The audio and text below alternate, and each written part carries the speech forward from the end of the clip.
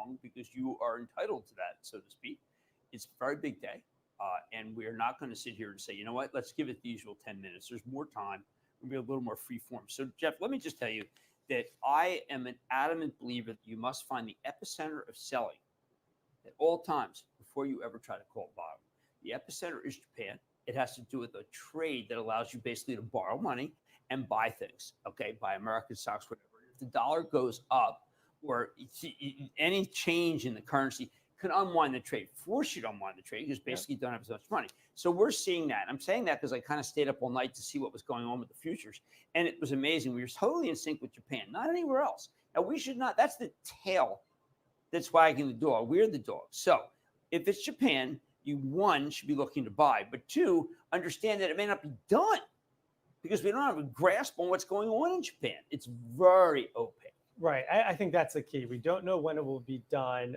So what's happening too from the unwind? Well, it's a lot of selling in highly liquid names, growth names. That's why the Magnificent Seven stocks are getting very hit hard. They are very liquid. They trade a lot of shares. It's they're just kind of, they become easy for whoever needs to unwind this to sell. But maybe it does create some long-term opportunity, of course. We do have also concerns about the economy after the jobs number. I'm not too sure yet. You did have a good ISM number at 10 a.m. that caused the market to pop. Of it. Yeah, this idea that the Fed number. blew it. I mean, come on. You know, if you have a complex of decent numbers, then you're going to say the Fed's totally on course. It really is terrible to see how the Fed is immediately pilloried because of a quarter point that they didn't take. Look, I wish they had, but let's understand. They've got us this far. We're at a perilous moment in terms of when you have to cut rates. You need to see enough whites of their eyes to cut rates. I haven't seen enough whites of their eyes. I've just seen that employment number. Now, I'll tell you what's interesting. Take this. Okay, it's down 2. Now, this was down 5. Okay, this down 5 at 6 o'clock. This down 3. NASDAQ this was down. Worse. This was down 6. Okay, so the question is, will we hit that? Will we hit that? How did those get there? And the answer is there were people who gave up this morning. Now, those people are going to come back and sell whatever's left. Because you see, here's the mindset of those sellers. I screwed up. I sold at a bad price. I'm going to get a better price in my day. I know that. Go read Confessions of a Street Addict. I spend a huge amount of time talking about the psychology of losing. The psychology of losing is very powerful. The people who sold down 6 are losers and they want to become winners. So they have to average down on the price they got. They come back. You must beware of them. I know you often point out on days like today, 245 is being a key time. Is that because of just the margin selling people? Well, the margin's now done. And so you know the margin's done around 2. And then you're trying to see whether people are worried about the next day. If they feel that the next day is not going to be that bad, and they try to use a lot of just psychology, but also talking to their brokers, then they wait and they wait. They don't want to start a rally too early because then sellers come in at the end of the day and give you a real bad taste. They started the rally too early on Friday and they just don't know what they're. Look, I'm openly critical of things that traders do because I was a trader and I can tell you when they've made mistakes. Now, in terms of things that you want to buy things that are not in the blast zone, okay, and obviously tech's in the blast zone, that may have fallen a lot where the story has not unwound. And that brings me to the banks, okay? The banks have not, in many cases, really gone bad. And the idea that there's not going to be a lot of takeovers or M&A, that's much more dependent on who gets elected president. And by the way, just, you know, if Tony West is going to be the chief advisor to Kamala Harris, then you know what? You're going to get a better, that's better than Vance. Because Vance has distinguished himself as being a complete populist. Yeah. So keep in mind, you want to keep it domestic thinking. The fact that Kellanova may be going on, think about Morgan Stanley. Now, Morgan Stanley was at 103, now it's 92. Wells, I think, is probably the most attractive stock that we can buy right now. Yeah, we'll get into all our trades, but Wells was one that we did buy a little bit of today, down from, you know, we were selling a lot of stock around 60. It's back down to 50, barely above. What a great idea. Book value now. Got a good diviend yield. They can repurchase shares. Those are things we look at in this type of sell-off. Something that pays a dividend, can buy back stock. At least that should help stabilize it within this volatile stretch. What you want to do is buy a stock that you want to come down so you can buy more, okay?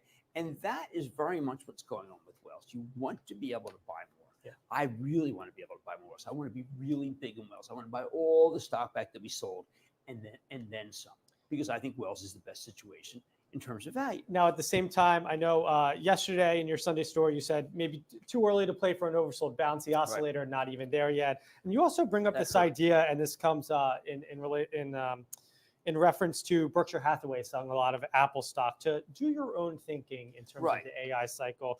So Berkshire cut its Apple stake roughly in half. Obviously, it makes a lot of news. He's a big shareholder. Now, remember, in May, he did say he wanted Apple at the annual meeting, Apple to join American Express and Coca-Cola in part of the group that he didn't want to sell. I don't know when he did sell. You don't know, and I'm not accusing him of anything, but I would say that either he thinks that something's changed with Apple. There's three things it could be.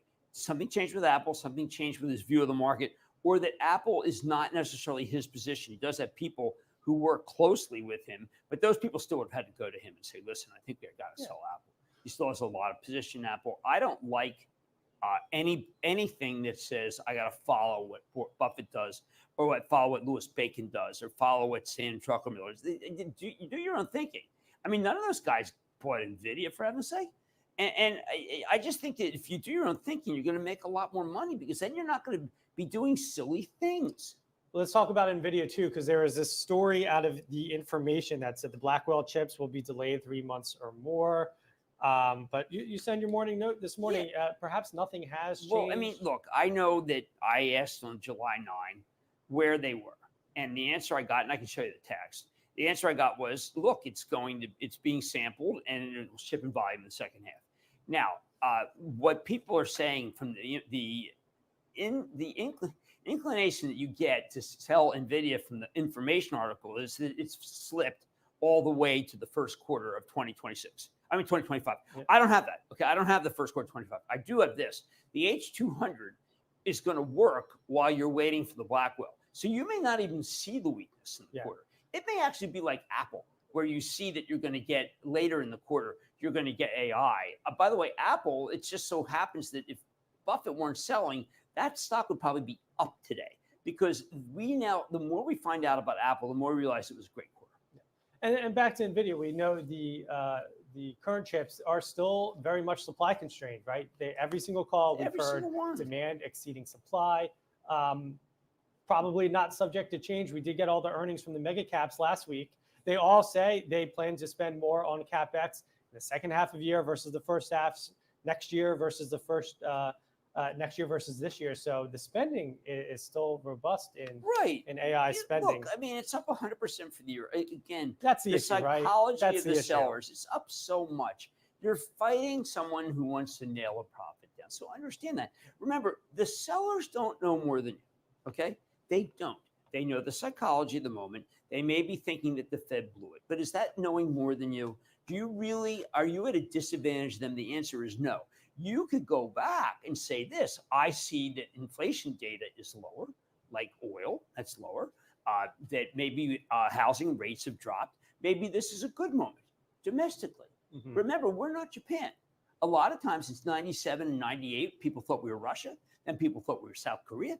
And you just have to understand, we're American. There are a lot of opportunities. It's not necessarily going to bottom today, but you have to buy something. Yeah. I wish we were buying more. I told you we should be buying Microsoft right here. Yeah, Microsoft is one. I know AMD is another one we've been looking at as well. But AMD were restricted, but Microsoft we can buy. Yep, absolutely.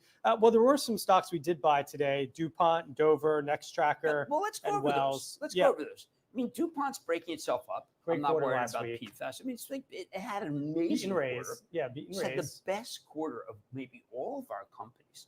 Nextracker was fine. They said that, look, the orders, you have to realize that the orders are lumpy. That's exactly right. But rates are coming down, and that certainly works to their favor. Right. I feel like that's being kind of missed in the South. Right. And obviously, the rates coming down. Yeah, obviously, if Harris wins, the stock's at 60. And then Dover, and we talked about Wells, but also Dover, too, another company that had a good quarter. They just reported. Didn't really indicate signs of a slowdown like many are extrapolating through the jobs data. Look, I mean, you've got a stock like this. You have a stock like Honeywell down 6. That's an opportunity. I'm not lumping everything if you don't own any Honeywell. I think Honeywell's fine, by the way. Yeah. And then we did get rid of our positions Ford when Ford was after earnings. We said we right. I mean, remember, we're not looking. We don't look back and say, hold it, now it's at 9. We like it. We made a commitment for you to sell. And we can't come back to you and say, you know what, we're not going to sell. We have to do what we said.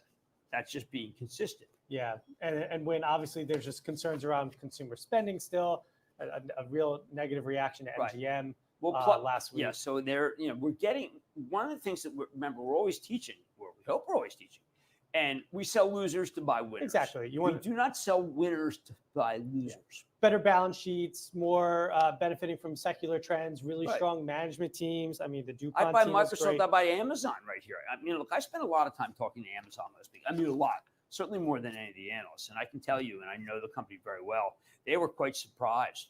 All they were trying to do is say, look, the consumer might be a little bit weaker, and the packages we're doing are the smaller packages. They're taking a lot of business away from Walgreens and CVS. Mm-hmm. And so you say to yourself, well, wow, that's a really terrible thing. No, you say, geez, Walgreens, CVS have to close thousands of stores. This is going to be very good for Amazon. Why don't we squeeze in a quick rapid fire and then maybe get some final thoughts on the market, at least for the morning.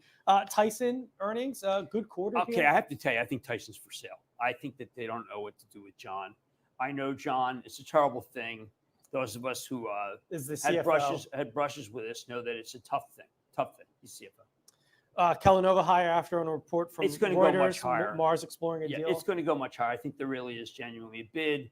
Obviously, if there's none, people feel like, what the hell do I do? It's up 28%, but I believe there's a bid. And then Lockheed Martin upgraded outperforming RBC. Kind of interesting because of potential rising geopolitical tensions. Can't miss with Lockheed. East. I mean, Lockheed, every day, analysts come in and they recommend the stock because this is about both Gaza and Ukraine. And remember, Ukraine, they're heavily involved because that's a full-scale, drag-out World War II style war. Now, I want to go over again what you want to do in a sell-off. You're trying to find, this is still day one. Forget Friday. This is day one of the big sell-off. So what you have is people were smart enough to buy the opening. Now the market goes up and the European stocks stops, the pressure from Europe stops. So what happens is people then take their profits. So then we get knocked down again. This is probably not the bottom. We could probably get but people who want to play the bounce, go ahead. We're not bounce players. What we're looking for is to help our basis, take advantage of the fact that some companies that have great quarters, DuPont, we get to buy because DuPont is kind of like Kellanova.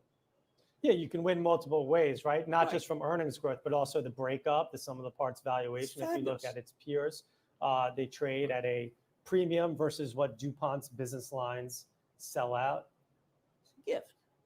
We shouldn't be getting it. Now, is Nvidia a gift?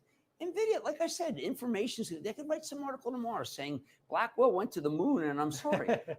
We have to respond to ourselves. And my view is that Nvidia is okay to buy some, but you're not fighting the Blackwell and when that's going to ship. You're fighting the fact that the stock's up 100%. Those are two different things. So look for stocks, as you said, with good balance sheets that are down, that you would buy more if they went down. That's your thinking.